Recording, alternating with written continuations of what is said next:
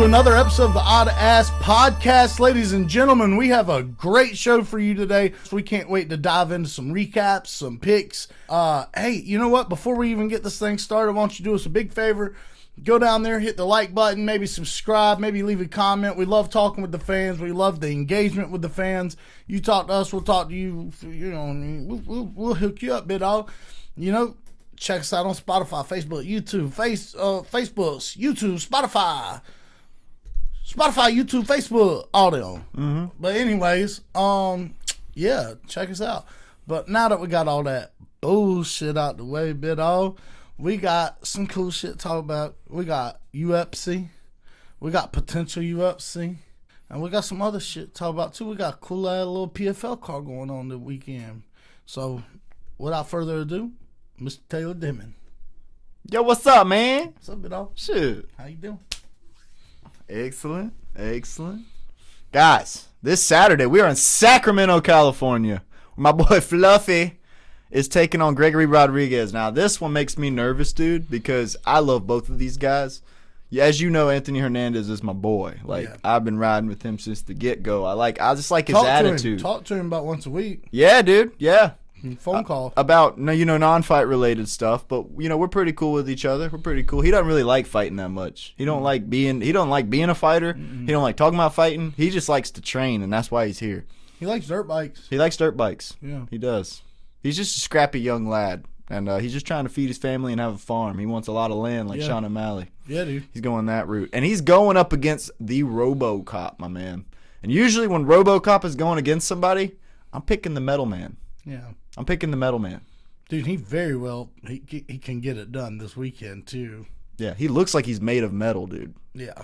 I'm a little nervous for Anthony Hernandez because Garry Rodriguez is no slouch on the feet. I mean, I'm not even sure that Anthony will survive Garry on the feet, but if it goes down, Garry is a strong man. Yeah, dude. Like very, very strong. Yeah. And he's got great jiu-jitsu, so I worry for Anthony, but I've said that about other people, dude. I've said that about lots of other people that he's gone against, and Anthony Hernandez has wet blanketed them and beat the shit out of them, dude. Whooped them. So we'll see who we pick on that. For now, let's move on down to the bottom, to the very, very tippy-top bottom of the card right here. Yep. And we're going to start it off with Chanel Dyer versus Elise Reed. Who you got, Jason All-Knowing Stevens? Go right now, go. Chanel Dyer. Okay, me I'm too. taking Chanel Dyer. I believe if this isn't her debut, it's her second fight in the UFC. Elise Reed has a track record of losing one, winning one, losing one, winning one, losing one, winning one. I don't know if she won her last one, but if she lost her last one, she's supposed to be on track to win this one. She's just not gonna. Let's see. Yeah, she lost her last one. This will be the first time right here in the UFC that she'll have lost two in a row because Chanel Dyer is going to knock her out. I also agree that Chanel Dyer is going to knock her out. She's I believe she came up through the Contender Series, and she's been making fans. Yeah, and I'm one of them. Me too. Yeah. She got slick striking, and I love it. We always talk about this. There's not a whole lot of excitement in the women's divisions. That's starting to change as of this year. There's been multiple women come up through and start knocking other females flat out. And Chanel Dyer, I believe, is going to be one of them. I believe so, too. I think she's going to make it a regular thing around here, if I'm not mistaken. Yeah, me as well. So the Odd Boys unite on Chanel Dyer. Up next, we got Tarzan versus Tarzan. No, I'm just kidding. Pretty much. We got Wes Schultz versus Jackson McVeigh. Now, both of these guys kind of seem like generic versions of each other. Yeah. In their fighting style and in their look. Well, I'll tell you what. This guy's hair's going more to the left. This guy's hair's going more to the right. So maybe they're like opposing long hair fellows. And that means something. Yeah, it means a lot. It means something, Jason. A lot. Yeah, it means that one guy's using the left side of his brain more and one guy's using the right side of his brain more. And I don't know the science behind that, but I'll tell you, I'm taking Jackson McVeigh. I'm also taking Jackson the Moose McVeigh. Yeah. I remember that guy very well. Wes Schultz, I only remember him fighting very tough guys and getting beat. Yeah. You know? And Jackson McVeigh has come out here and he's actually upset a few, if I'm not mistaken. Let me just check behind myself real quick. But I'm pretty sure that Wes Schultz keeps getting very, very tough tasks and is losing to them. Okay, well, he's won his last one against Ben Johnston. But yeah, he got knocked out by a penis. And then he won by sub on Dana White's Contender Series. So he's only actually got one loss in the UFC, and it was a pretty bad one. And that was his debut. Well, he won his last one by sub, so that's good. That's a good start. I think Ben Johnson, that was his debut as well. Did not mean to click on Derek Brunson, but hey, what's going on, Derek? Friend good of to see the show. You. Yeah, it's good to see you, Mr. Derek. Yeah. Now let's see what the Moose has been up to. I'm pretty sure he's just been starching fellas. Oh, he's got some losses. He's got some. This is not good for him because Wes Schultz be subbing people. Wes Schultz be subbing. I wonder if I got these guys confused. You might have. They do look like damn near identical. Dude, yeah. Yeah, I'm starting to wonder if I got these guys confused. I thought Jackson McVeigh was tearing through folks. Me too. That's what it seems like. I guess it's Wes Schultz, actually. Give me Wes Schultz. I'm still going to ride with Jackson McVeigh on this one just because I stuck with him at the beginning. I'm going to stick with him at the end. Go ahead. But I'm going to use this pick right here to influence my future decisions about Wes Schultz and Jackson McVeigh. Yeah. That I can promise. Yeah. This fight will be the litmus test, as they say. Drawing a line in the sand. That's right. So we're picking separate on this. Yep. I'm taking old Wes Schultz. Chance for points. That's right. Up next, we got Gage Young versus Stan Dorsainville. Dorsainville.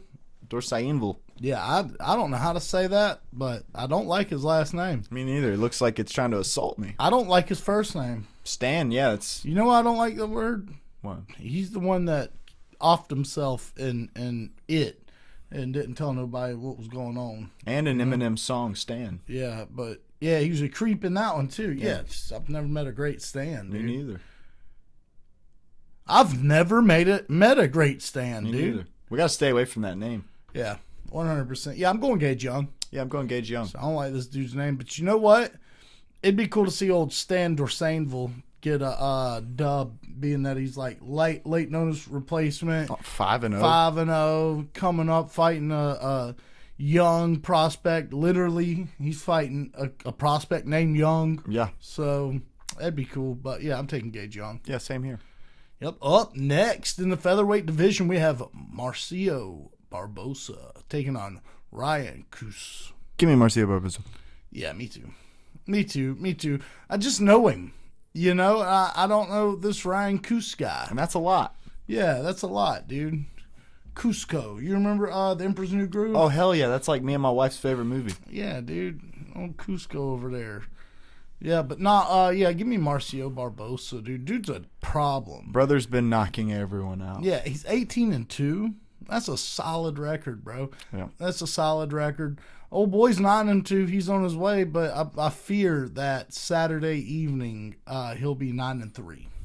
I feel bad for a lot of these late replacement guys or last minute joining the UFC guys, man, because most of them it does not go very well. But there are the few. Ethan Ewing, for instance. Yeah. Where they just make it happen, man.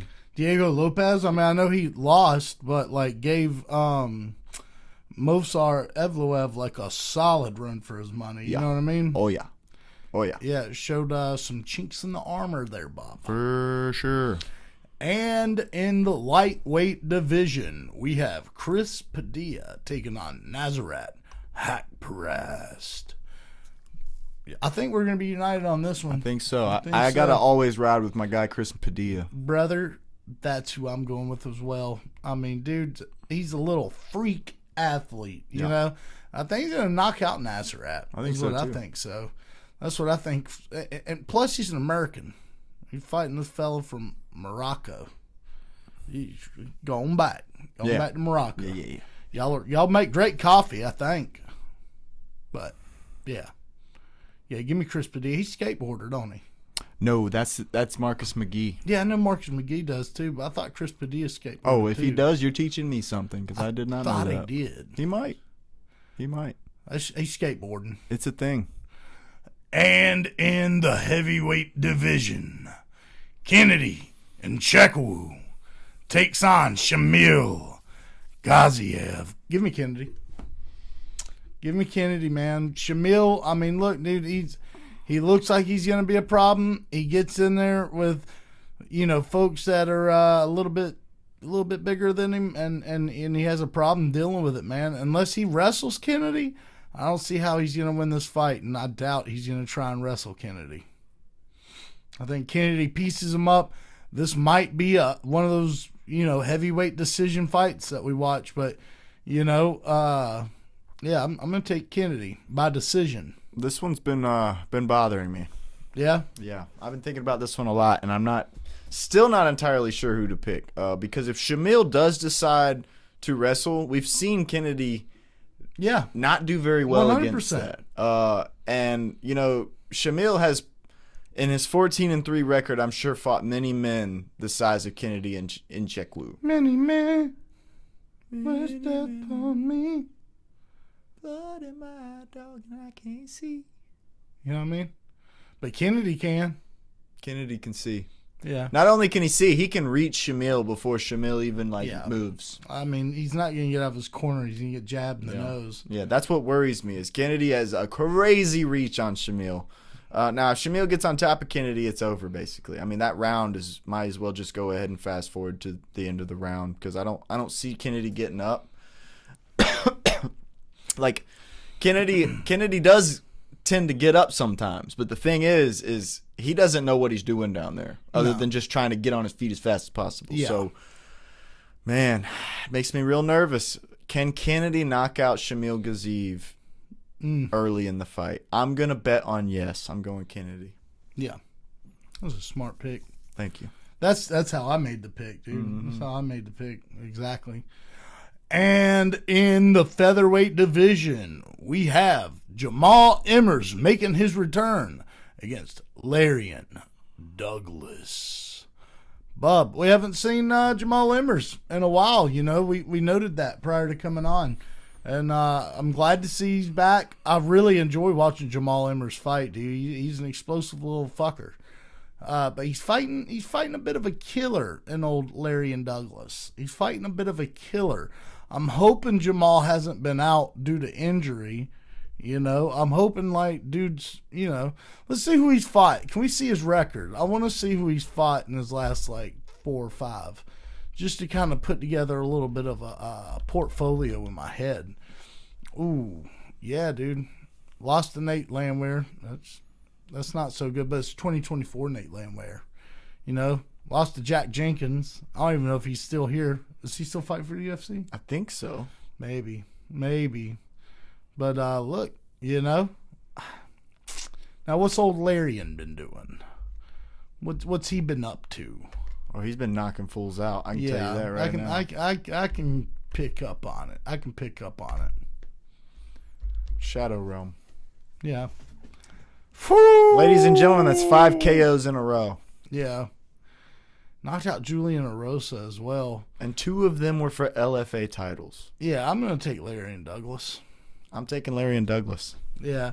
But, Jamal Emmers, he's a quick little bugger. He's quick. He's fast on his feet. He throws fast strikes. And he's dangerous. Something that his last 2 opponents really aren't. They don't have that in common. No disrespect to those fellas, but they ain't Jamal Emmers. So, this would be a good litmus test to see what Douglas can do, but it'll also be a good litmus test to see, hey, is Jamal Emmers back? Mm-hmm. Let's see if we can pick up where we started. And in the heavyweight division, we have former football player, now Dana White Contender Series alumni, Anthony Witt, taking on Terrence Chapman. I don't know a lot about Terrence. I don't know if they just threw this fight together really, really quickly because one man or the other, blah, blah, blah. I don't know the politics and logistics behind this fight. But one thing I know about Anthony Witt is he's scary as fuck. I mean, he's scary, dude. I wouldn't want no kind of smoke in any way, fashion, shape, or order with that dude. Give me Anthony Went.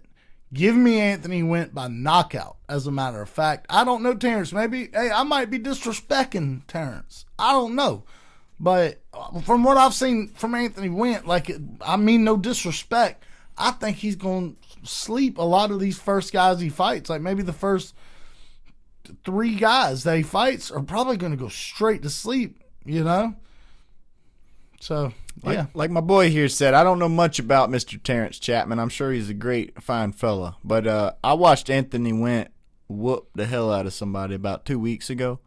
And then I also heard that the man trains with Kamaru Usman. And Kamaru Usman was talking about him like, yeah, we scared of him. Yeah. In the gym. We all stay away from his ass in the gym. Yeah, I bet. And with that, my friend, I will take Anthony Went by knockout. Devastating knockout. Devastating knockout. Devastating. Yeah, life-altering knockout. Mm-hmm. Shadow Realm. Yes. You want to tell them about this next one? I do, actually. I really do. So, in the women's flyweight division, we have killer Carly Judice versus Gisela Chavez. I'm taking Carly Judice. I'm taking Carly Judice. Yeah. Yeah, a little killer. I don't know Gisela Chavez. The 8-0 looks very appealing, but I do know Carly Judice, and you don't get killer as a nickname for no reason. Dude, Okay? I don't know what Gisela's nickname is, but I do know what Miss Judice's is, and I think she's going to do what her nickname is. Yeah. We'll see. We'll see what happens. I mean, she's mean. She's mean. Yeah, she's mean, bub. And she loves the opportunity to show it. Yeah, and she to make other women really bloody. That's right. Yeah. And in the lightweight division, we have come to Marquel Medeiros when he takes on Mason Jones. Brother, every time Mason Jones steps in there, he walks out of there looking like that scene at the end of Carrie when they dumped the pig blood all over her. Mm-hmm. Every time. I'm talking about, it don't matter. He's going to come out of there looking like he just got into 13 consecutive car wrecks. That's what it looks like. Yeah, and to add on to your point, when Mason Jones gets like that, he stays as calm as can be. It's almost like there's nothing happening. Yeah. Like some guys, they start bleeding and they're like, oh, I got to hurry up and finish this, and they get real urgent. Yeah. That man just keeps his game plan going. He doesn't change nothing. He just stays so disciplined and focused on the objective. So I'm taking Mason Jones. I mean, you're taking Mason Jones. Yeah. I think I'm taking Marquel Medeiros. All right. So with the way Mason Jones fights, don't get me wrong, he's a tough little fucker, and he can scrap. But I feel like technique wise and technically wise, he just hasn't gotten all the way there yet. And Marquel Medeiros, I think he's got the technique that'll. He's got great striking. Yeah, I think he's got what it takes to take out a Mason Jones. So for that reason, I'm taking Medeiros. Right on. Another split. Yep. Up next, we got Mr. Renier de Ridder versus Roman Dolidze. I don't even have to think twice about this one. I'm taking Renier de Ridder. I am not a big fan of Mr. Roman Dolidze, and that's just nothing against him. He's a great fighter, great dude. But his last fight pissed me off. That's what I'm saying, bro. It's like he gives up on himself, man. Yeah. And that's the one thing as a UFC fan you do not want to see. No. That's the one thing. We want you to try till the end, and we want you to enjoy being where you are. Who was it that just absolutely whooped up on him? Who was it? Wasn't it Kopylov?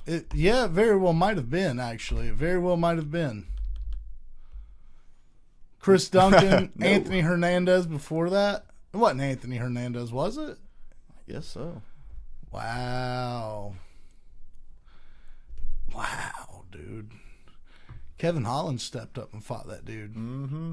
That's crazy. That's crazy stuff there, Bob. Seriously. Knocked him out in the first round, huh? I don't remember that. Buzzer beater. I don't remember that. I don't remember him knocking out Kevin Holland. I really don't. Me neither. But at any rate, yeah, I'm taking RDR just because fuck that, dude. I'm not picking Roman Dolidze anymore, dude. I'm sorry. I can't do it. And I don't even, I really genuinely think Roman can get it done against RDR. I mean, I'm like this close to taking it all back, saying Roman Dolidze, like common sense. After seeing RDR in his last outing, you know, this is kind of like the giver upper on our it really is. Fight. It really is. You know, and I guess I'm taking RDR, man, but you know, we'll see. We'll see. I'm taking RDR. In the heavyweight division and your co-main event, we have Sergey Spivak taking on Vitor Petrino. Give me the polar bear. Give me the polar bear, and I'm going to tell you why right now. Vitor Petrino, since moving up, has looked good. He's looked damn good, right? And I get what they're trying to do. They're trying to shake up that top. But if Vitor doesn't absolutely send this dude's bottom jaw into the 4th or 5th row, Sergey's grabbing a hold of that fella, and he's taking him for a ride, clean to the canvas, Bob.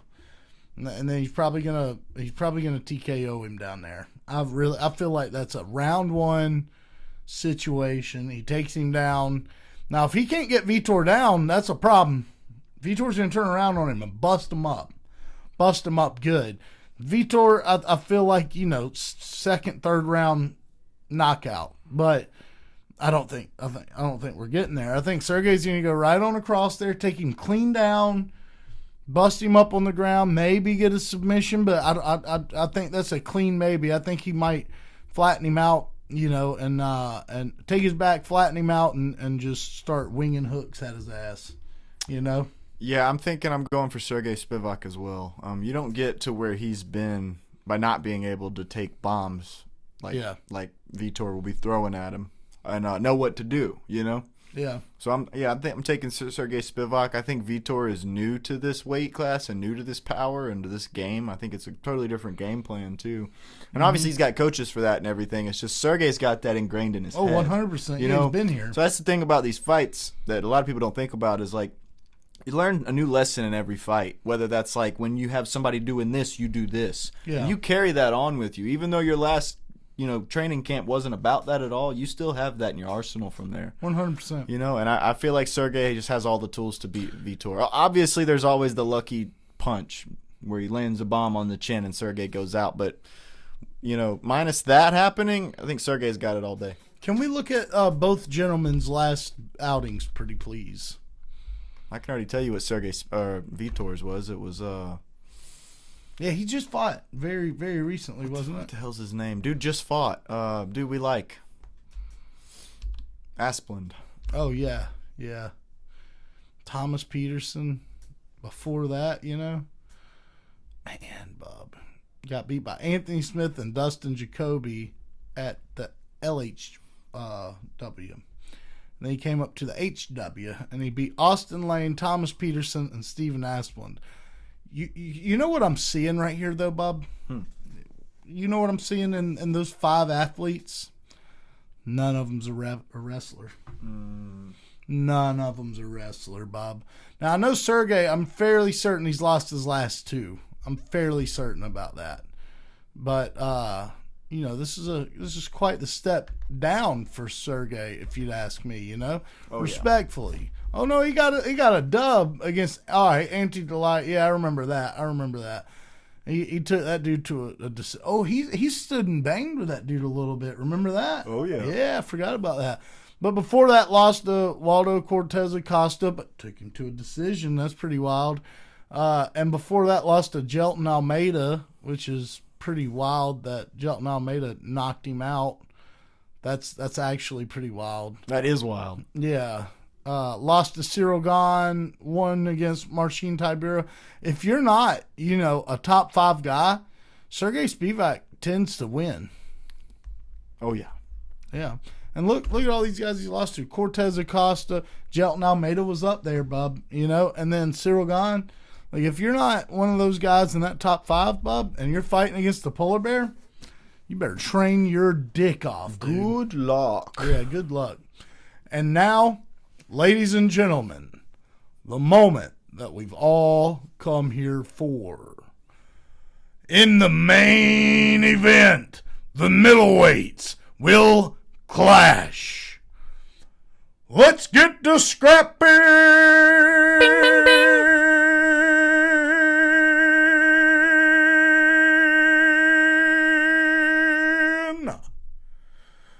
When Anthony Hernandez takes on Garry Rodriguez, we have Fluffy taking on RoboCop in the main event.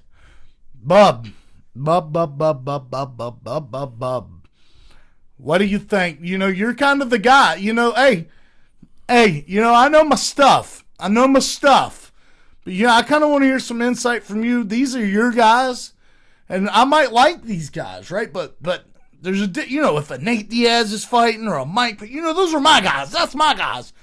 These are your guys, and they're fighting. You see, you're in the situation I was in just a couple months ago, and I was like, I don't know.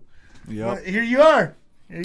Unfortunately, I see this going a lot like the last fight we just picked for.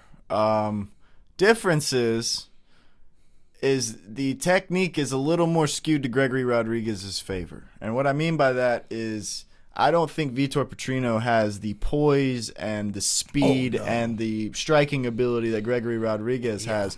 So it's a lot bigger threat in the same exact regard. Whereas Anthony Hernandez, he does have some striking, but kind of like the way that Sergey Spivak does. Yeah, it's like a Nick Diaz way of striking. If you don't have good striking technique, then he's gonna fuck you up on the feet. Yeah. But if you do, I don't think he has a chance. I'm being honest, because like the way that he whoops your ass on the feet is when you're already dazed, you know, and then he just lets you fucking have it, dude. He gets you a little loopy, and then he just fucking unloads on your ass. So it would take that for Anthony Hernandez to knock Garry Rodriguez out. Garry Rodriguez, I can see him knocking Anthony Hernandez out in 30 seconds in this fight. Yeah. But I'm a bank on the fact that Anthony Hernandez just came off a loss, and he don't want that again. And that's my boy, and I'm taking Anthony Hernandez. Yeah, dude. You know, this is a wild one. So whenever I imagine these guys in the octagon standing across from each other, the referee saying fight, I see both men coming out to the middle. You know what I don't see? Anthony Hernandez power double legging Garry. No. I see him getting him on the fence or something. But he's got to get him there. Yeah. And I don't think you move Garry Rodriguez without putting a couple on his chin or on his body or something. That's true. That is a good point. You're kind of changing my mind a little bit here. I don't see that. I don't see him putting any kind of damage on Garry Rodriguez to where, not saying he won't hit him, but what I'm saying is like to where he's like, oh shit, I gotta kind of get my shit together. Yeah. Because that's how he fights. He kind of punishes you with volume. And then right when you think he's done, he's bringing what he just did to you, he's doing again. And then he's going to grapple you at the end of it. He's going to, not only is he going to beat you up on the feet, now he's going to make you tired by beating you up more. Now he's going to grapple you. You know, most folks do that in reverse. Most folks grapple you to make you tired, and then they grapple you some more to beat you up, and then they beat you up to finish you. You know what I mean? Like it's kind of backwards the way Anthony Hernandez does it. And I just don't know if he can do that to RoboCop, dude. It's a good point. You know what I mean? I don't. Now, unless he comes out, and here's the little dart on the board. Unless he comes out and does exactly what I just said, comes out and does something we've never seen him do before. I see RoboCop knocking him out, and quickly too. By the way, I see it happening quickly, like within the first 2 minutes. So, like, I played the wild card of Anthony coming out and doing something that we've never seen him do before ever, or do I play the safe card and say, well, Garry Rodriguez's toughness and willingness to stand there and chin and dexterity will get him through the hard shit with Anthony? Like, I'm torn on it, bro. See, because what'll happen is if I pick Anthony, Garry will win. This is one of them, dude. And if I pick Anthony, Garry will win. If I pick Garry, Anthony will win. That's how I feel. That's how I feel about this right now, dude. And it's kind of leaning like, who do you like better? You know, it's like one of those. And of course, I think I like Anthony Hernandez a little better, but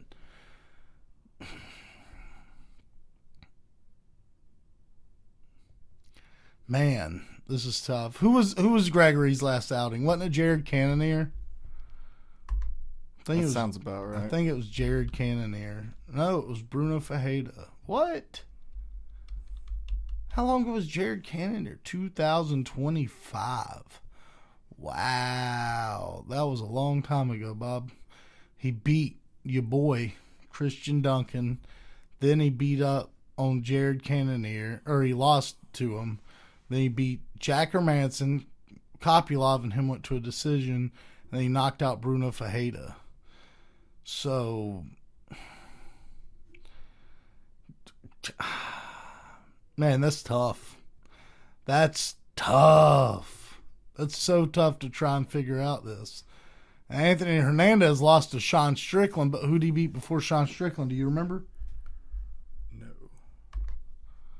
Wasn't it Roman Dolidze? Probably. Yeah. Brendan Allen, Roman Dolidze, Michelle Paedo. You know what I'm seeing here, though, dude? Honestly, on Gregory's side, you got Jack Hermanson, who fights similar, not the same. It's not the same. It's just remotely semi-similar to Anthony Hernandez. He's a great grappler who has he's got fights with volume shots, not to knock you out, right? But what I do see on Anthony's is he's not been fighting the guys that puts one on your chin and you go to sleep. You know what I mean? Mm-hmm. But I will say that Anthony Hernandez on the other foot has been fighting more dangerous competition than Gregory. This is tough.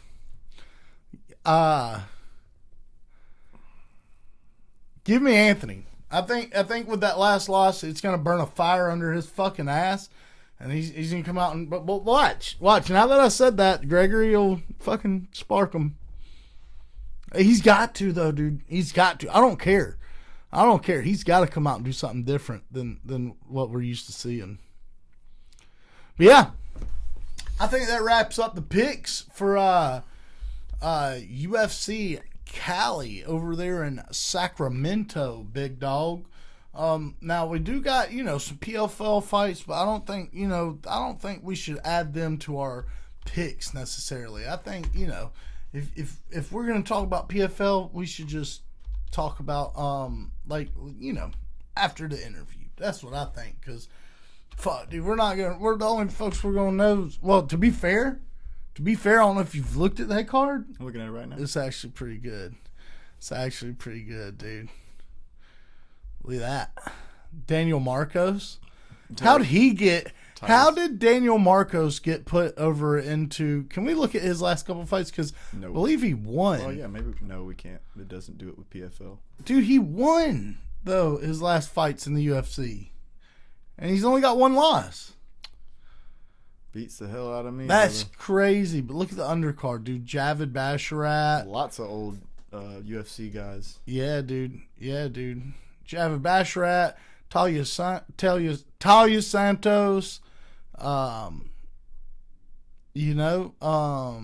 Magomedov. That's a popular name over there, big dog. Yeah, it is. They used it twice. Yeah, dude. Yeah, I'm pretty excited. I'm probably gonna tune into this, dude. Learn a couple of these guys, pick up on it. The only thing I really wanted to talk about, though, is this Chris Cyborg and Caitlin Vieira. That's actually a cool fight. Because Caitlin Vieira was riding the top of that division for so long, and then just kind of wasn't, It was just kind of her time to go on. She went on, and then she started beating up on folks. And now she's got herself in there against, debatably, arguably, the greatest, as far as accomplishments go, the greatest female mixed martial artist athlete that there is out there. That part's not debatable. As far as her fighting and stuff, could she beat Shevchenko in a fight? Could she beat, obviously, Ronda Rousey beat, or not Ronda Rousey. Holly Holm. No, Amanda Nunes, obviously, beat her and stuff like that. But as far as accomplishments, dude, she had a UFC belt. She had PFL belt. I think she's got a Ryzen belt. She's got a Bellator belt. She's got another one too, but it's like all the big dogs. She's got every one of them. All the belts. Oh, yeah. PFL belt. So, yeah, dude, I'm interested in this fight, dude, because both of them are grapplers. Both of them can grapple. Chris can strike a little more than Caitlin Vieira, but I'm gonna tell you something though, big dog. I'm gonna tell you right now. I shook Chris's hand. And I'm not being disrespectful. I'm really not. I shook her hand, and it felt like, I don't want to sound mean, but it felt like paper. You could tell she's been punching folks every day, all day, her entire life. Like, her hand felt brittle. That's the word. Her hand felt brittle when I shook her hand, and we spoke for those, 20 seconds or whatever it was. You could just see on her face, you could see, like, she was wearing makeup, but, like, you could see scar tissue very prominently all over her face. Stuff that Caitlin Vieira is not going to have. She's not going to have all that. I want to see this fight, even if, a lot of people are like, man, but Caitlin's just going to take her down and this and that. You don't know that, bro. You don't know that. Chris is a dog, bro. You know what I mean? Like, she actually is a dog. If she's not fucking fighting Shevchenko or Amanda Nunes, there's not a lot of women out there that's just going to whoop her, dude. So, yeah, I'm excited for this one. I'm probably going to watch this whole card, honestly. I mean, it's a good-looking card, and maybe I don't know everybody, but it looks like it's well built, Yeah. I like that guy's last name right there, Indebelly. Indebelly.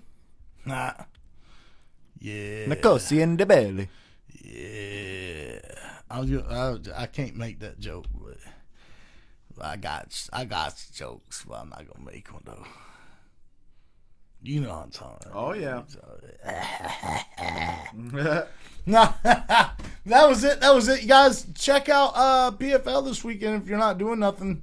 Comes on, what is that, Saturday? Or what day is that comes on? Does it tell you? No, but I believe August 22nd is Saturday. Yeah. Oh, let me look. It comes on at 5:30, and main card starts at 9. Wow, that's going to run congruent with UFC. Yeah, they're trying. Sheesh. They're doing it. They put their big boy pants on. This is going to be nuts, because that's a good card. That's a good card. If they came around here and put on a card like that, I'd go to it. You know what I mean? Oh, yeah. Yeah, I'd go to it. But big time. Anyways, we got to talk about we got to talk about last weekend, bruh. Bruv. That was a pretty good card. Pretty good card. I thought so. Bruv. I thought it was a great card. I mean, we started out with Jeremiah Wells submitting Makhachev. How do you say it? You said Makhachev Oralbai. Makhachev Oralbai. And while we're on this subject, do you know that you said, I just thought this was so funny, you called the opposite of the fight of what happened. Did I? You said Jeremiah Wells is going to go out there and he's going to try to take Makhachev down and he's going to put him in a guillotine and choke him out. That's exactly what happened to Makhachev instead. Yeah, I might have said that. I thought that was funny. I might have said that. You did say. You totally did, 100%. I might have said that. But, dude, who saw that shit coming? I didn't see it. Makhachev was whooping up on him the whole fight, man. And Jeremiah was doing great for himself. I mean, he was holding great account of himself. He was holding his own. He made Makhachev look pretty human. Yeah, I mean, you could tell he was losing, right? Oh, but yeah. It wasn't like something to be ashamed of. No. I don't feel like, I mean, you could tell, like, all right, Oralbai is probably going to win this decision. Bro, he was landing some good strikes on Makhachev. I mean, by the end of the fight, Makhachev was looking rough. A little rough. And that's something we hadn't seen very much. So, Good on you, Jeremiah Wells. I might have to pick you next time, man. Because you, For real. You shocked the shit out of me. I could have just swore Mick to. I mean, dude, it was like minus 5,000 favorite or something crazy like that. It was like the biggest favorite on the card. And I wish I'd have picked Jeremiah Wells, and I wish I'd have picked him by submission. Yeah. I would be a rather financially stable individual right now. Yeah, sure would. I'd say. And in the welterweight division, Neil Magny, absolutely, I mean, it wasn't a domination, but beat up Ramiz Brahimaj. Funny thing is, dude, it's exactly what we both said. I mean, Ramiz was handling Neil that whole first round, dude. But he wore himself out, and during that first round, Neil was just computing. Yeah, he was just analyzing. He was like, "Oh, that's what you do. Okay, that's what you do right there. Oh, so you like to keep on this side a little more. Okay, all right." He's like, "Oh, you punch more on your right hand than your left hand. Okay." He was just taking all this in, bro. That second round started. He said, "All right, my turn, bitch." Yeah, dog. And he fucking made it happen, dude. That was beautiful to see. I love watching Neil Magny win, dude. Yeah. Against anyone.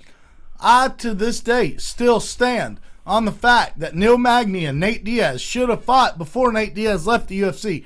And now that he cannot fight Nate Diaz, I still stand on the fact I want to see Neil Magny versus Kamaru Usman. That's a fight. That's a fight. That's a fight. I want to see that fight. I don't care if Usman's at middleweight now. I don't care. He's not getting the title. It's not going to happen. Go back to welterweight. Fight Neil Magny. That's what I want to see, bro. Yep. Hell, that's a fight. Do it catchweight for good old times' sake. Yeah, dude. Fuck yeah, dude. Neil Magny would do it. He's a dog, bro. Yeah, fuck yeah, Neil dude. Magny ain't turning down no damn fights. 177 or some shit. Who knows, dude? But just make Neil Magny versus Kamaru Usman, please, God. Yeah. Yes, that's a fight. And to get us off that before I really start to just blow a fuse here, we move on to Rafael Tobias and Lucas Fernando. I think we both got this right, didn't we? Yep. I had a feeling. Yeah. I had a feeling. Yeah. That Lucas was going to make it happen. And Lucas looked real good out there, man. Yeah. But Tobias was not ready for this. Well, I think it was the record, wasn't it?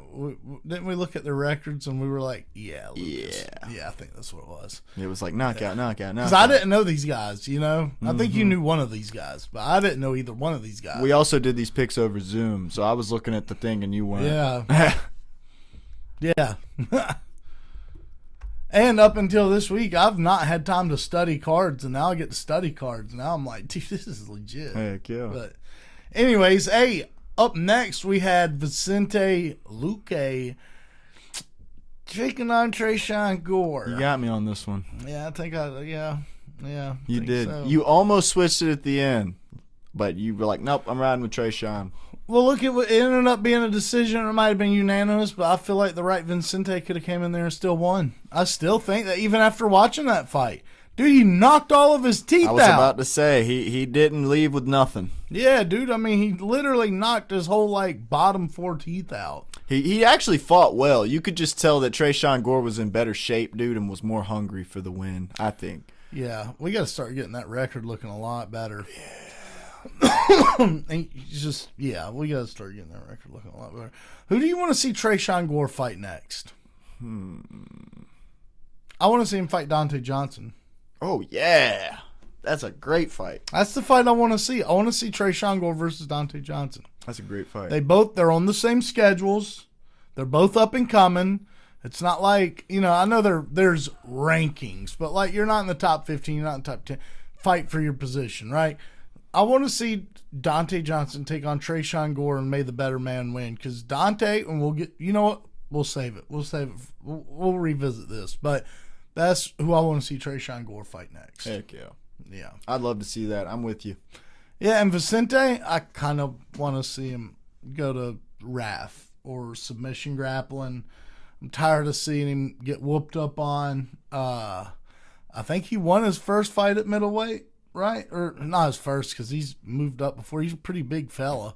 But, you're not going to get up. You're not going to get up to the title. It's like Kamaru Usman. Matter of fact, if you want to have a fight at middleweight, run back a Kamaru Usman versus Vicente Luque. But, I'm good. I don't want to see him lose all his brain cells, man. Like, let's do something else now, Luke. Vincente was landing a lot of good shots on Trejon. Yeah. It just didn't seem very hard. Yeah. You know, like, and I'm not saying like me and you hard punches. I'm talking about like UFC. Like when I see other people in the UFC punch some people, like you see the impact, you hear it, you see the person react to it. I just wasn't seeing that from Trejon Gore when Vincente was landing, and it just seemed like he was pitter-pattering the whole time. It almost seemed like point fighting. And I'm not sure if he intended on it being that way, but I think that's kind of what lost him the fight in a way. Because he was landing, dude. Yeah. He was landing big time. I think Trejon was just too tough, too young, too mean, just all the good things. The only thing, like, I don't feel like Trejon fought better than Vicente by the end of this. I don't feel like he fought better. I just feel like he was able to weather the storm and push through the storm. Mm-hmm. And that's what won him the fight, you know? Yeah. So up next, we had undefeated Dante Johnson taking on Eric McConico. And Bub, I'm going to tell you, it's just like, I know he won, but here's where we get right back to it, right? When he fights, it's like the least technical thing you've ever seen, dude. And I think I said that on the podcast, right? Last week. He throws really winging shots, and he just kind of goes after it. Eric looked like he might knock out Dante there for a minute. It looks like a street fight when he fights. Yeah, dude. And that's what'll make it fun. I want to see the toughness of Gore go up against the craziness of Johnson. Yeah. You know what I mean? Oh, yeah.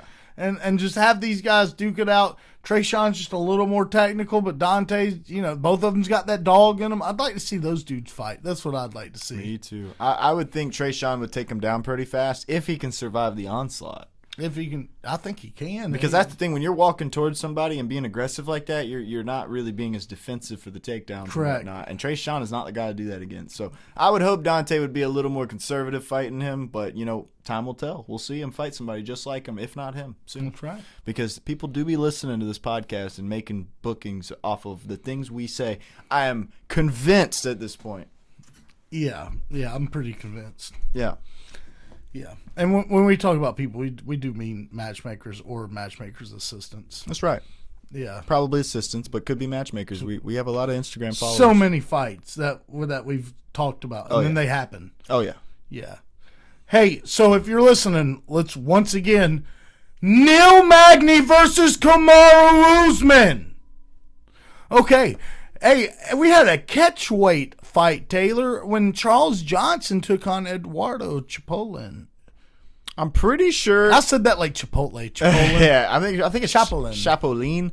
If I'm not mistaken, I think Chapolin was winning the fight. No, was like a main eventer in LFA. I just found that out. Yeah, champ. Yeah, champ in LFA. Okay, so crazy that my man here, Charles Johnson, just went out there and made work of the man. I mean, it was a great fight, don't get me wrong, and it was a crazy ass submission too. Scottish Twister. Yeah. Not the first time that's happened in a long time or ever or something. I think it was like the second or third one ever in UFC history. Nuts, dude. I was so happy to see Charles Johnson win. That's my guy. Well, dude, Chapolin was bouncing on him like a trampoline. Yeah. He was winning that fight, I thought. Oh, he was. And then Charles pulled it out. But once again, this goes right back to, I said it. Charles Johnson, if you're not the top couple guys, he beat you. And he even beat a few of those guys, dude. Mm-hmm. It depends on, which Charles pulls up, man. I mean, but obviously, he pulled the technique out of the bag. That's just veteran experience right there. That wasn't like... He didn't go in there and just beat that dude pillar to post and then in round 3 get the sub. He was getting whooped up on, and he used his experience and his fight IQ to pull off some crazy cool shit. And he got rewarded for it. He got I think it was $100,000 bonus for that. Oh, yeah. Yeah, so good on him, dude. Good on him. For sure. Yeah, up next, we both got this one wrong when Chidi Njokuani took on Joel Alvarez. This one pissed me off. Yeah. Let me tell you why. This man, Joel Alvarez, we're very fond of him on this show. And he just went into Chidi's game, into Chidi's world, knocked on the door, asked very politely, can I come on in, pretty please, sir. Chidi said, if you want, Bob, if you want, but the house is pretty dirty. And Joel walked right on in, and the house was dirty. And so was the fucking striking almost clinic that Chidi put on Joel Alvarez. Don't get me wrong, Joel was standing there and trying, but like, bro, you've been, I think I vented about this to you on the phone. You've been training with Islam Makhachev and co, getting him prepared for this fight and a few others.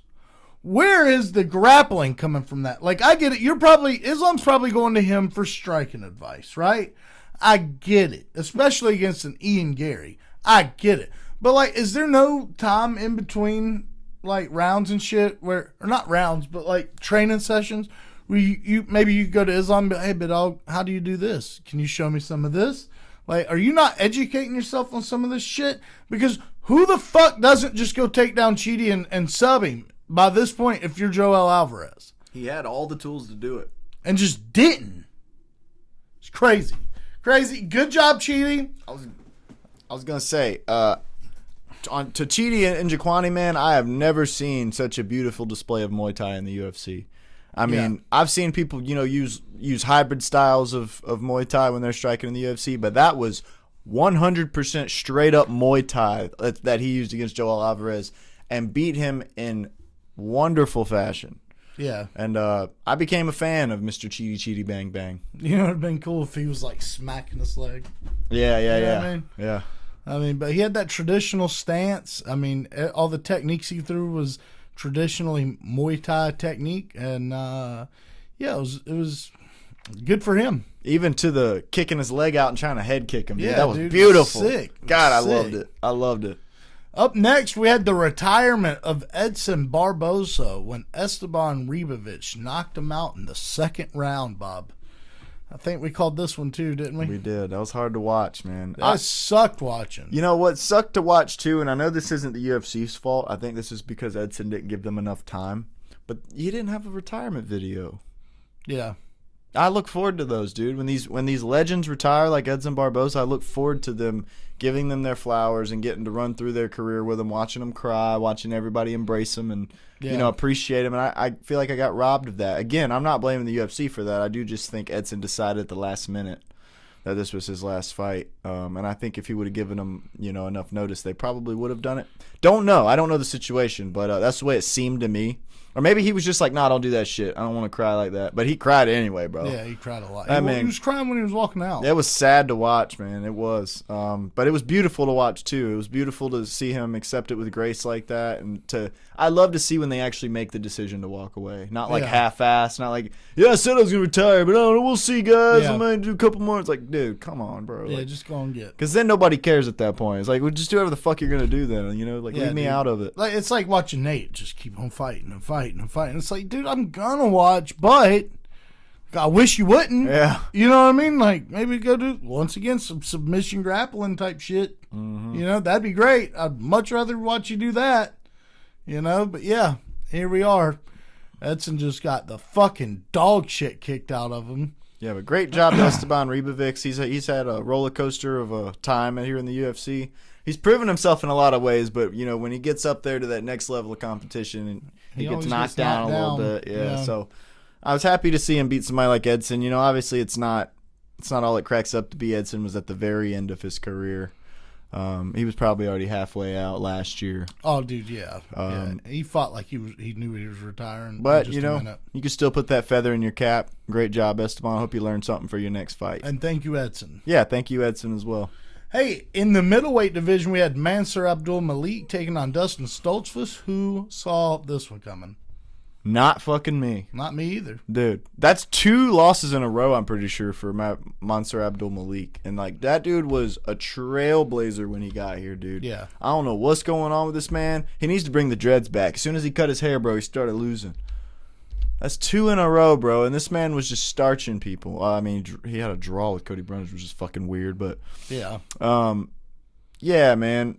I don't know what's going on, Mr. Mansour, but he's got all the tools, and I just think he's getting in his own head, or he's getting in his own way, Something's fight IQ wise, or Yeah, and dude, he was his corner. I don't know. He was fighting good against Dustin until he wasn't. Yeah, dude. Dustin, just like Neil Magny, bro, he beat him with IQ, man. Yeah, or just like that was Charles. a hard fought victory for Dustin. Yeah, it was. He deserved that shit. Yeah, dude. Yeah, that was a hard fought victory for Dustin. Dustin, he cleaned him up. Dustin basically fought a bear and lived to tell the tale. And that's what it seemed like by the end of won. that fight. Yeah. Yeah. That's what it seemed like at the end of that. But great job to both men. Great job to Dustin. I'm a fan now. I never really knew much about you before, but you the man. Mansoor, we're still watching you, man, but come on, man. You got to, I don't know what you got to do. Lock in. Lock in. Yeah. Yeah. Up next, we had Jalen Turner absolutely disposing of Kyle Fernandez. Yes. This wasn't even close. There was like not even a fight. You know what's crazy? You know how when he was walking off, Jalen looked all mad and stuff? He said that wasn't what that was. It was the kick that Kyle threw, the body kick, landed, and it hurt like a motherfucker. Yeah. He was like, I was having problems breathing and shit. And he was like, that kick landed hard. So that's kind of nuts that he did that and knocked him clean out like that. But, yeah, dude, vintage Jalen Turner. I want to see him fighting, someone in the top 15, man. That's what I want to see. I want to see, I mean, you know who would have been really cool to see fight Jalen Turner? And people, some people might be like, Jay, you just trying to protect your boy, but that's untrue because I think he's going to beat him anyways. Saladin Parnasse. Yeah. Versus Jalen Turner would have been the fight. That'd be a great fight. That'd have been the fight. Yeah. Yeah, that's a good fight. Mm-hmm. But I think Dan Hooker's going to whoop on him, and we might get it anyways. Yeah. Yeah. Jalen Turner versus if what's Khabib's cousin from PFL that's coming over? Usman Nurmagomedov versus Jalen Turner. Yeah. That's a good fight. Hey, welcome to the UFC, brother. Welcome, big dog. Welcome. I think that's a great one. Yep. Callaway, lock in because it sounds like that kick hurt. But yeah. Just lock in.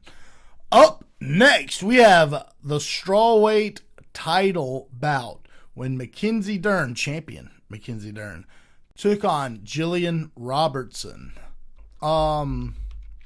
Where do we start with this? Well, first of all, it's exactly what we said. Mackenzie Dern was way stronger than Jillian Robertson, and Jillian Robertson couldn't use any of the tools she normally uses out there. Jillian used it, she tried everything she could, and Mackenzie Dern just was one step ahead of her. Dude, one step ahead of her in every way and just dominated the fight. Now, towards the end of the fight, Jillian started looking a little better, but it wasn't enough. I was happy to see Jillian's defense. That was cool. Yeah. Like, a lot of people probably, I don't know if they respect the sport enough to appreciate it, but Mackenzie would have took out most other women with some of those techniques she was using, and Jillian was just like, nah, not me. Mm-hmm. Yeah, I mean, not me, big dog.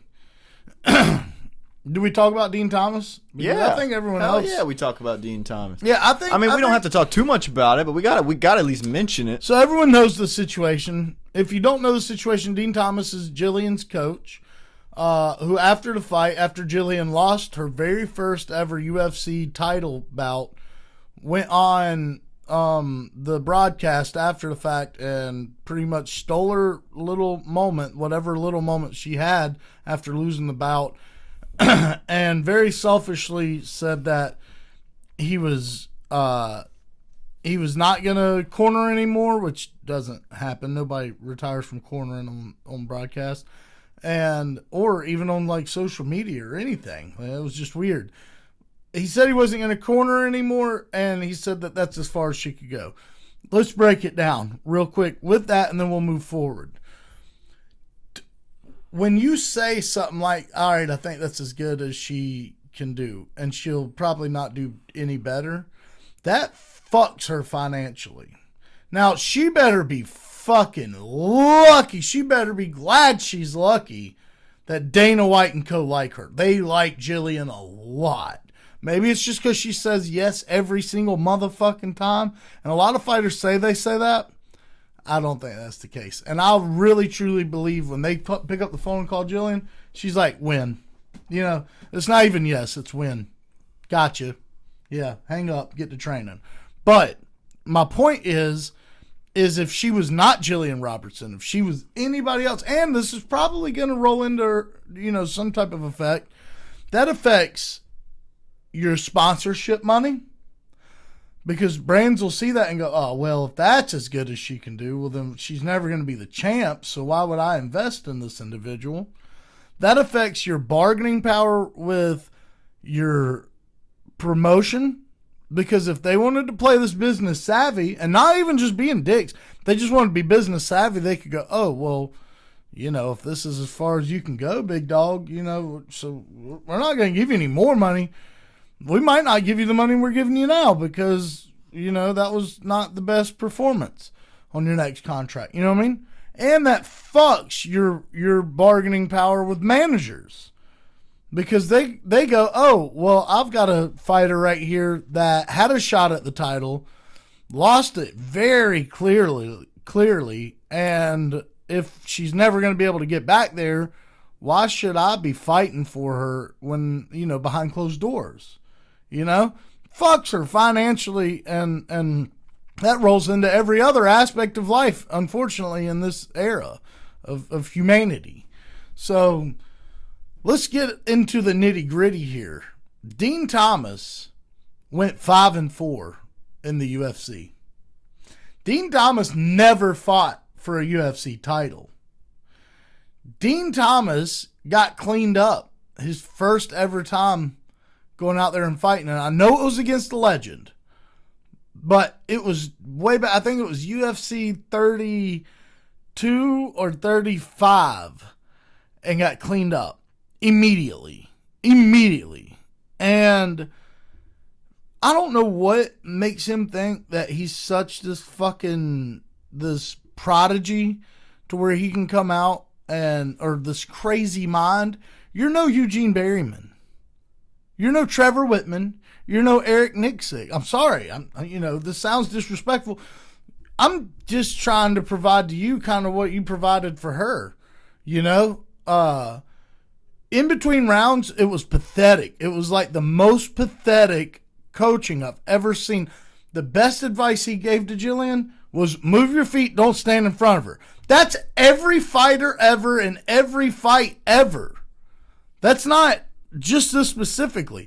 That's every fighter ever in every single fight ever. Win or lose. Whoever is winning, whoever is losing. It doesn't matter. That's both parties. Ever. It's the most blatant, clear statement that lacks any kind of substance I've ever heard said in the middle of a round. And then he's like telling her, yeah, you're probably going to lose this, is what it seemed like. There was like no advice. At one point in time, it sounded like there was no advice. And then I think after the fourth round, he just pretty much was just like, well, just fucking do whatever. I don't know. You know? And that's not, like, get out. Get out of the picture. What are you even doing here?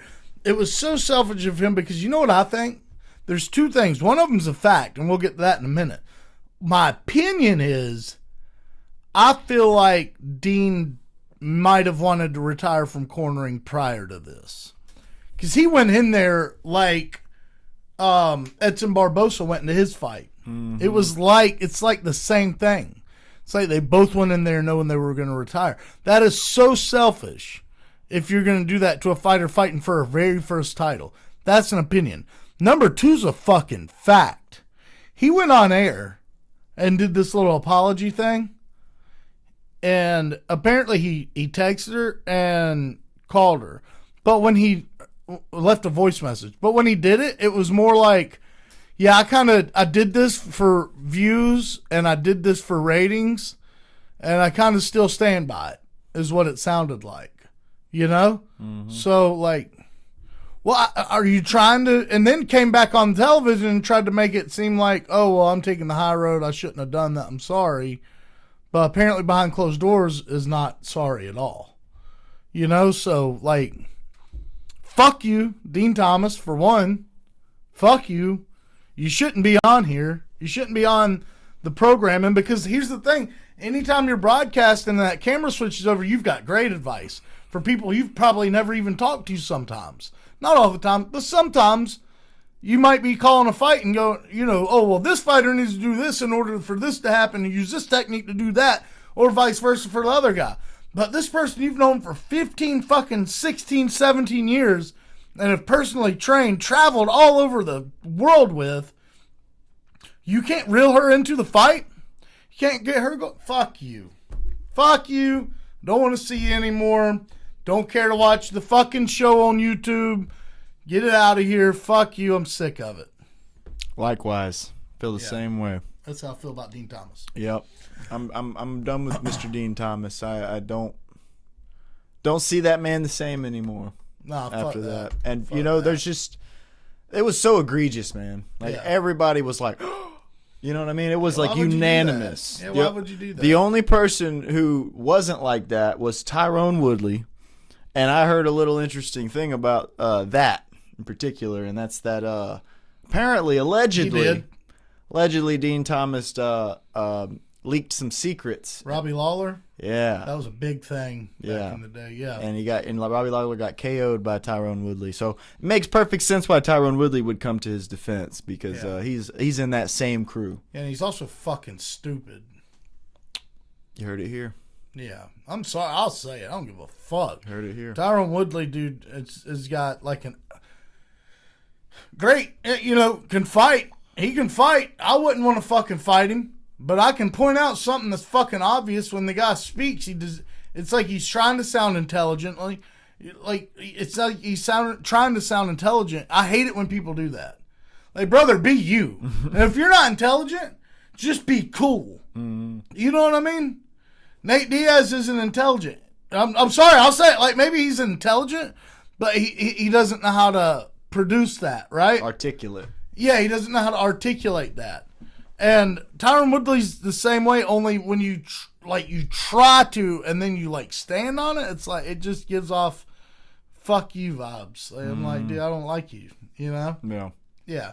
Anyways, fuck Tyrone Woodley, fuck Dean Thomas, fuck both of them, fuck a lot of them. Hey, in the main event, we had Islam Makhachev defend his belt against Ian Machado Garry, and he won by decision. Who saw that? Dude, that was a battle. Who saw that? And when I say that was a battle, it's kind of crazy that Islam won, because by the end of the fight, Islam was damn near dead, bro. Yeah, I mean, that bro gave his all, 100% to this fight, whereas Ian Garry looked like he could have gone another 5 rounds in the same capacity. Yeah, and I think that just shows the size difference, man. You know what, though, dude? I am a little disappointed in Garry because I feel like he could have got it done. I think so, too. I feel like he held a lot back. I get it. You're fighting for your first UFC title, but you got to give it that energy, bro.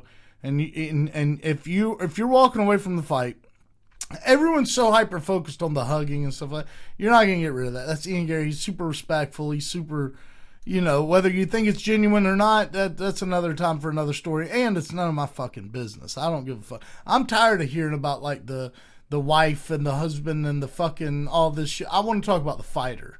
I want to talk about what he does in the cage, right?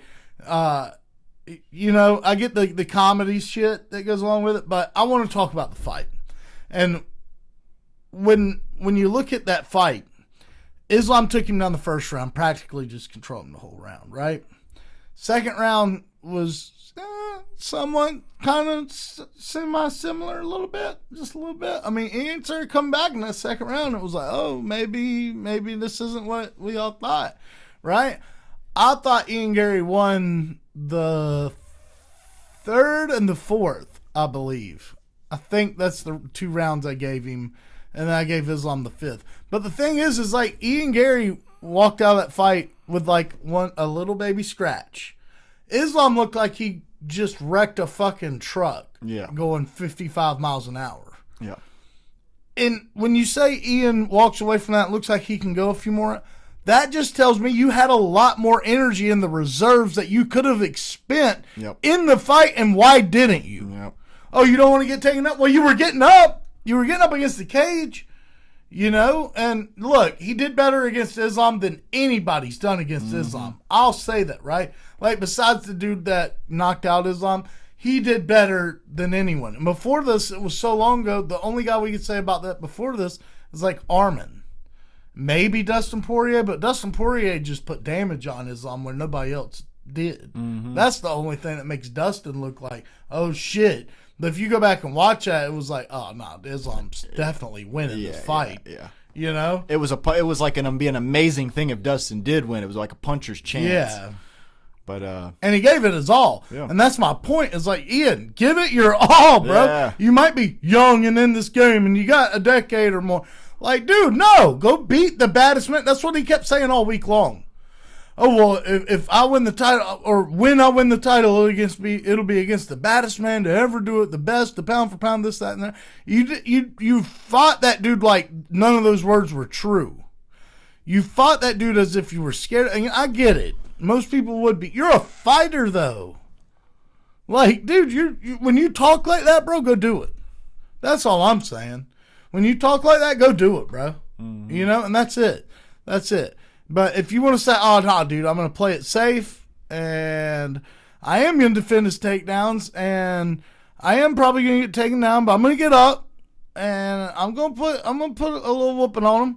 Like, that's cool. But that's what happened, but that's not what you said. So just do what you say, big dog, and come back better. I don't know what you do with Ian after this. Like, I don't know. I guess Carlos versus Islam and Ian versus Morales. You know? Yeah. What do you think? I think that's the only way. I was gonna say Morales fight Islam, but thing is Morales just got here, man. Well, not only that, everyone tries to make Morales out like this guy that is just so fucking good, and it's not that. He's just had really good performances. But Carlos is the guy that's actually gone 5 rounds with Ian Machado Garry and almost beat him. And he lost that fight, but prior to that fight, he was sleeping folks. Guess what? After that fight, most folks would be getting beat or be like winning one, losing one, winning one. No, he's still smoking folks. You know, I feel, and he beat Leon Edwards in his last outing, and he beat another. I can't remember who he beat, but he beat another really good guy before that. So I think I think Carlos versus Islam's the play. I think Islam wins against Carlos, by the way.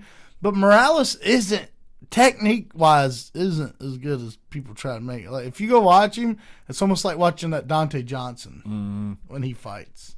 That's what it's like. But anyways, that's my wraps on UFC 330, and I thought it was a great card. Yeah, it was very enjoyable. I was super excited about the main event the whole time. I was just watching the fights, just so excited for the main event. I was excited for the co-main too, obviously, and there were a lot of great fights, you know, just all throughout the card. But man, this freaking main event just had legendary written all over it. And it delivered. Yeah, it did. And it delivered. You do gotta give Ian, like, I feel like I'm coming off harsh against Ian. I'm trying to critique it, but like at the same time, like, nobody's done that to Islam. You know what I mean? And like, you were this close. You know what I mean? So like, while it might sound like an extremely big negative thing, like, it just is what it is, because you were this fucking close, dude. You almost did it, and nobody thought you could do it, but you like legitimately came out of that almost unscathed looking, and Islam looked like he'd just been in a truck wreck going, like I say, 55 miles an hour, you know? Yeah. And just hit a wall. That's what it looked like, dude. It did. Sure did. Yeah. That's the reps on UFC 330. You know, hey, if you guys liked it, just let us know down in the comments section. Hit us up. Let's talk about it. We'd love to talk with you guys about it and your takes. Get your takes on what happened and what you think will happen out there in Sacramento, California this Saturday. While you're at it, go ahead and drop a like, follow, subscribe. We're on YouTube, Facebook, Spotify, Instagram. Check us out on all the social medias. And, yeah, holla at us. Bid out. Holla.